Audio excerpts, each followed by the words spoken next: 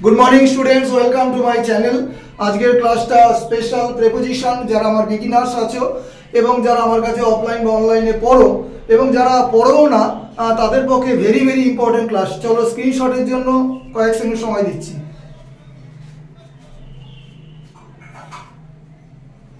Class শুরু করি। This is Sushant sir. Special preposition নাম দেওয়ার অবশ্যই কারণ আছে, তো আগে জেনে নাও অ্যাপ্রোপ্রিয়েট বা ফিক্সড প্রিপোজিশন কাকে বলে। ইংরেজি ভাষারীতি অনুসারে কোনো কোনো শব্দের পাশে এক বা একাধিক নির্দিষ্টভাবে প্রিপোজিশন বসে, তাদেরকে আমরা অ্যাপ্রোপ্রিয়েট বা ফিক্সড প্রিপোজিশন বলি। বিগিনার্সদের পক্ষে আমি বলবো ক্লাসটা খুবই ইফেক্টিভ। যাই হোক, কেন নাম দিয়েছি স্পেশাল প্রিপোজিশন? দেখো, ওয়ার্ড কিন্তু একটা, কিন্তু এর সাথে দুটো বা তিনটে প্রিপোজিশনও বসতে পারে। তাহলে কোন পরিস্থিতিতে বা কেন বা কখন বসে সেগুলো নিয়ে আজকে ডিসকাশন হবে আজকের ক্লাসে। দেখো, পাঁচটা আমি ওয়ার্ড বেছে নিয়েছি। দেখো, প্রথমটা কি বলেছে? বেগ, বিইজি। বেগ মানে সবাই জানি প্রার্থনা করা বা ভিক্ষা করা। হ্যাঁ, প্রার্থনা করা বা ভিক্ষা করা জানি, এই জন্য এর মানেটা হয়তো লিখলাম না, কিন্তু কোন সিচুয়েশনে কোন প্রিপোজিশন বসে সেটার বাংলা মানেটা ডান দিকে লিখে দিয়েছি। কোনো ব্যক্তির কাছে, কোনো প্রাণীর কাছে তুমি প্রার্থনা করছো, তো বনের মধ্যে দিয়ে তুমি যাচ্ছ, সামনে সিংহ এসে পড়লো, ঠিক আছে, সিংহের কাছে প্রার্থনা করতে পারো যদি ওটা প্রাণী। কিসের জন্য প্রার্থনা করছো? তোমাকে সাইডে কেউ অ্যাটাক করতে আসছে, এরকম। তাহলে লজিকটা হচ্ছে কোনো ব্যক্তি বা প্রাণীর কাছে তুমি প্রার্থনা করছো, ডাইরেক্ট ব্ল্যাঙ্কসে দেখবে ব্ল্যাঙ্কসের ডান দিকে ব্যক্তি বা প্রাণীটা থাকবে, সেখানে কিন্তু আমি বেগের সাথে অফ করে দেব। এবার সেই ব্যক্তির কাছে তুমি প্রার্থনা করছো কোনো কিছুর জন্য, সেখানে কিন্তু আমি বসিয়ে দেব ফর।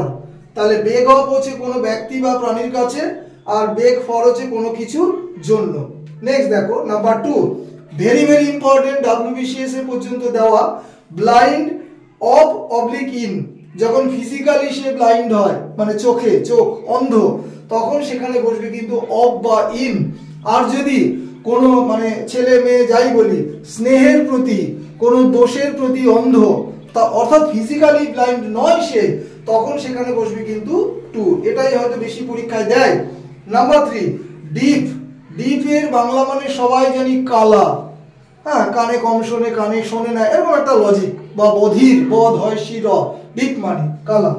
তাহলে ডিপের পাশে টু বসবে কোন সিচুয়েশনে?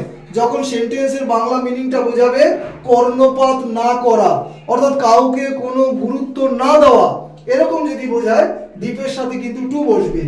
আর সত্যি কথা বলতে কানে কালা বা বধির এরকম যদি বোঝায় তাহলে কিন্তু ডিপের সাথে ইন বসবে, ঠিক আছে। এবার দেখো, very very important, number 4, care. Care যখন ভার্ব হিসাবে বলি, কেয়ারের বাংলা মানে কি? গুরুত্ব দেওয়া। কথায় কথায় বলি আই ডোন্ট কেয়ার, কিন্তু কেউ বুঝি না যে কখন কেয়ারের পাশে ফর বসবে, কখন অফ বসবে। কেয়ারটা যদি ভার্ব হিসাবে বসে তাহলে তার পাশে ফর বসবে, গ্রাহ্য করা। কি করে বুঝবো? সাবজেক্টের পর যখন ডাইরেক্ট কেয়ার বসে যাবে, কেয়ার, কেয়ার, কেয়ার যাই বলি, তখন সেটা অবভিয়াসলি ভার্ব হবে, তখন তার সাথে ফর নেব। আর যদি সাবজেক্টের পর অলরেডি আমার ভার্ব আছে, যেমন you should take care of your health, তোমার স্বাস্থ্যের প্রতি যত্ন নেওয়া উচিত, তাহলে ইউ শুড টেক, টেকটা অলরেডি ভার্ব জানো নিশ্চয়ই, তাহলে সেখানে কিন্তু কেয়ারের সাথে অফ নেবে। তাহলে টেক যদি আমার কেয়ার অফ হয় তখন বাংলা মানে হবে যত্ন, আর কেয়ার ফর হলে কাউকে গুরুত্ব দেওয়া বা গ্রাহ্য করা ইত্যাদি বোঝাবে। নাম্বার 5 দেখো, ভেরি ভেরি ইম্পর্টেন্ট, অনেকেই ভুল করে আসে। কনসিস্ট অফ আর কনসিস্ট ইন। কোথায় অফ, কোথায় ইন? যখন ধরো একটা ফুটবল টিম কতজন নিয়ে গঠিত? সবাই জানি 11 জন, ক্রিকেট 11 জন, তাহলে এরকম যদি গঠিত বোঝায় তখন কিন্তু আসবে কনসিস্ট অফ। আর কনসিস্ট ইন কখন হবে? তুমি একটা গভীর অর্থ বুঝতে পারছো না বা বুঝছো, যাই বলি না কেন, একটা গভীর অর্থ লুকানো রয়েছে প্যাসেজের মধ্যে, হ্যাঁ, বা পোয়েমের মধ্যে একটা ইনার মিনিং লুকানো রয়েছে, তখন আসবে কিন্তু কনসিস্ট ইন। বাংলা মানে কি লিখেছি দেখো? নিহিত, অর্থাৎ ওই অর্থটা তোমার প্যাসেজের মধ্যে লুকানো আছে, তাকে বলে নিহিত। তাহলে ওপরেরটা গঠিত, নিচেরটা নিহিত, ভেতরে আছে অর্থটা।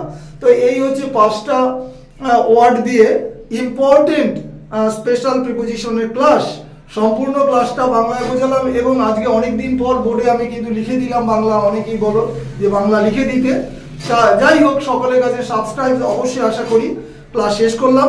Have a good day.